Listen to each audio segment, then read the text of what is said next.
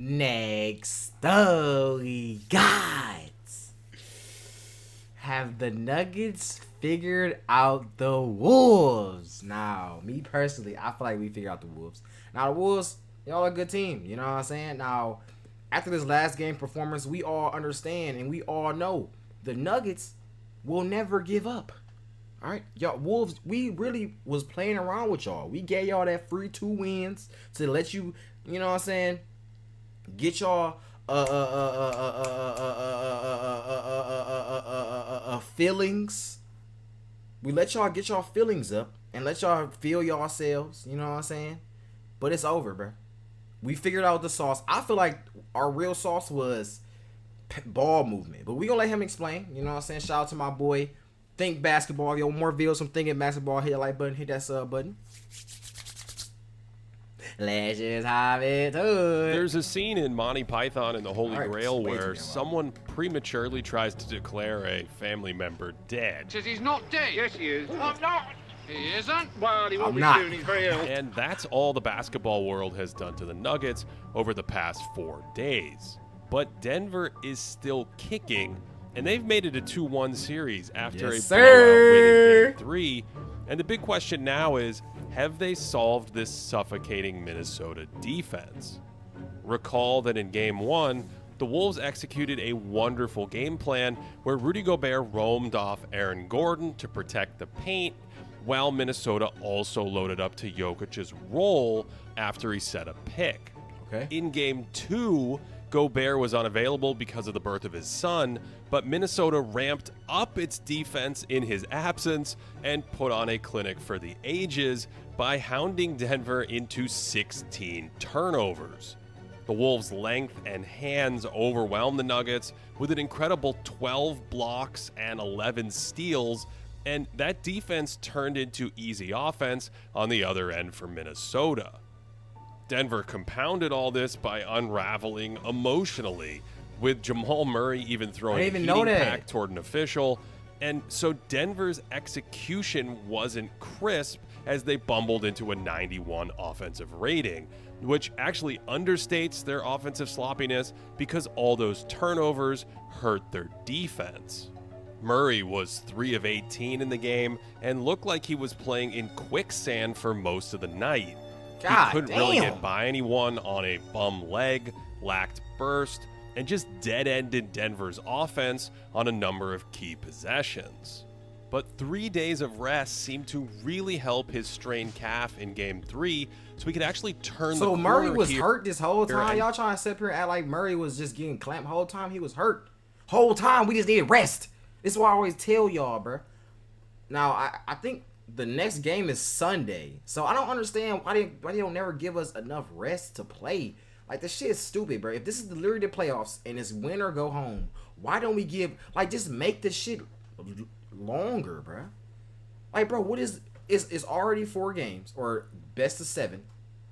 We're not best of 7, best of 4, whatever. Y'all know what I'm trying to say.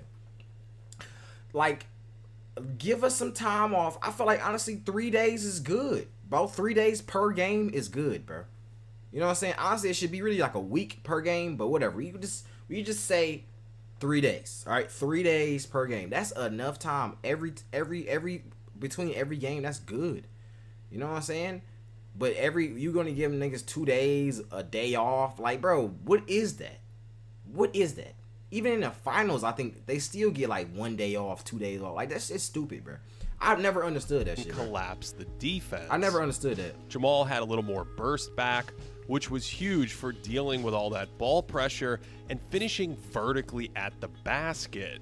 And we saw this on the second play of the game, where he was a little shiftier attacking Anthony Edwards and then finished right into Gobert. Yeah. So a healthier Murray can create a little separation around grabbing his ass and shit, McDonald's quickly ass. rise and fire with that extra space. And all of a sudden, the Nuggets look like the Nuggets again by getting layups out of their 2-man game. There you go. And note how Murray creates just a little separation, which sets up the Jokic screen.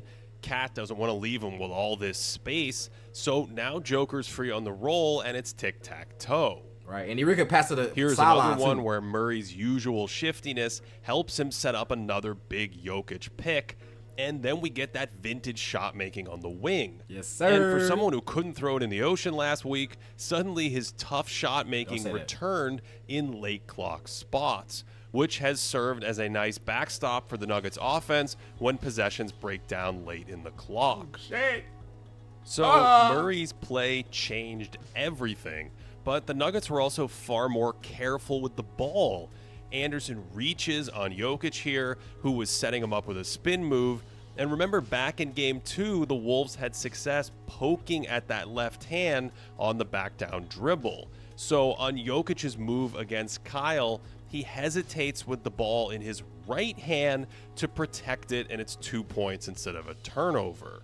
Here it is again. Joker actually stops to complain, and Anderson flicks at the ball, but Jokic is ready and moving it away as he reaches, and this lets Denver's offense have a very Nugget-like possession. Basically, the Wolves now have to pay for double-teaming Joker like everyone else. He makes the right pass. KCP cuts through and keeps going, and the Wolves never quite recover in rotation.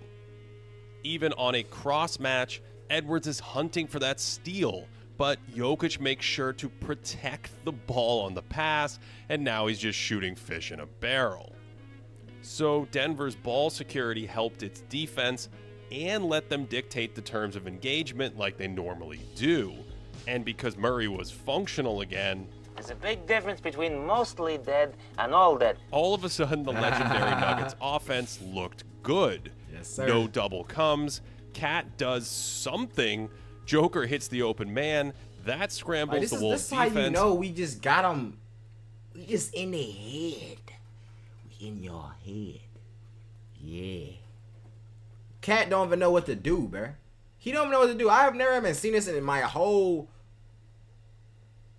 2 months of watching NBA. I've never seen it, bro. Nuggets offense looked good. He seen Jokic with the ball and he said, you know what? I don't know what the fuck I'm doing. I'm finna just run in the paint and it'll run out. Cat does something. Nigga, huh? We in y'all head. Y'all don't even know what to do no more, bro. Y'all forgot how to play basketball. Joker hits the open man. That scrambles the Wolves' defense. And there's no one left to block out Jokic on the putback. So this wasn't a game with big strategic adjustments. But there were small tweaks to grease the rails and attack Minnesota's weaknesses. They want to keep Gobert off Jokic, so they have Joker screen for Gordon, which creates a switch, and from there he can go to work in the post and draw free throws.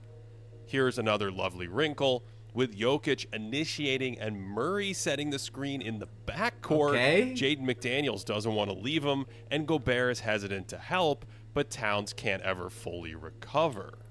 They also ran some middle pick and rolls toward an empty side of the floor. You gotta chill doing that shit. That shit literally scared me, bro. What the Yo, calm down, bro. They also ran some middle pick and rolls toward an empty side of the floor, basically preventing Cat from recovering to Jokic because there's too much space. Only that freed Jokic's roll, and the Nuggets could play their game.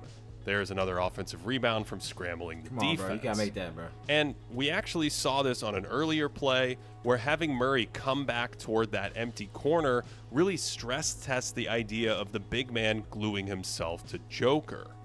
Here's another one with that empty corner spacing. Murray walks Anderson right into the screen, and that's an absurd pass to Jokic. That was a great pass. And this time, Naz Reid actually jumps out to the ball briefly, which lets Jokic roll free to score. Yes, sir. And so now the best two-man game in the world was unlocked again, with Murray stringing out Jokic's defender and Nikola diming up teammates. And again, note how powerful those crushing Jokic screens are. So the next time down, they run the ball screen on the opposite side, and this is peak Murray, walking his man into another pick, then probing the baseline just to reverse it in.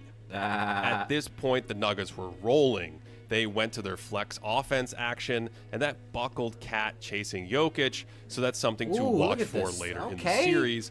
And the next time they set up a little 3-man game with Jokic at the elbow, Kentavious Caldwell-Pope backdoors the overplay.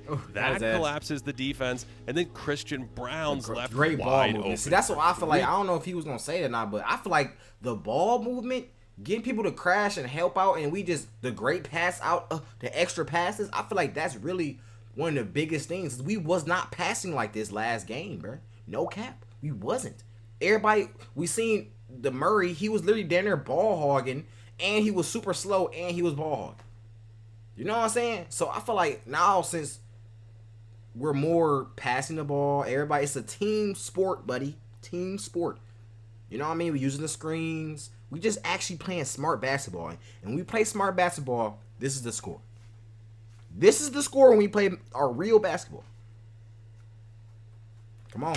Come on, man. And note that Gobert has to guard Brown here, who's a 37% three-point shooter in his career. So if he's roaming around, these players will take and make open shots. Heck, even Aaron Gordon has been firing them aggressively after game 1.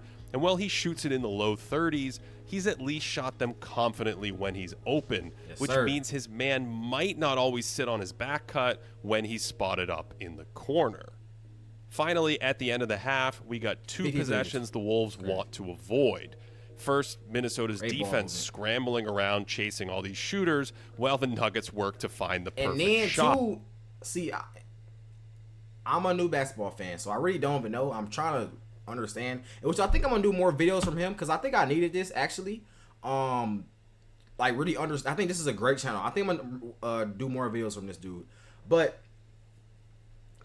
also, as we're passing, somebody driving to the basket, then we're passing it out, and then he might pass it out to somebody else, then he might drive, and then he might pass it out. The defense is getting tired. They're getting more tired versus them really just